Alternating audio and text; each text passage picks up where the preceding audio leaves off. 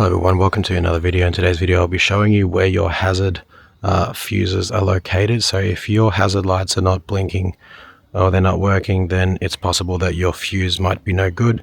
Otherwise your globes are probably bad.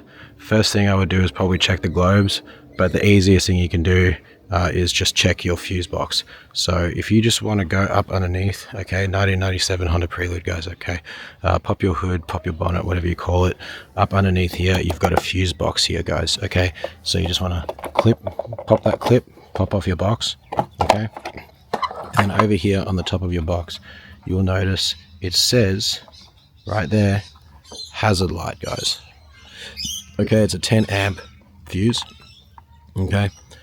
This is located here in this box. So right over here in the top corner, you'll see there's a red 10 amp fuse right there. Okay.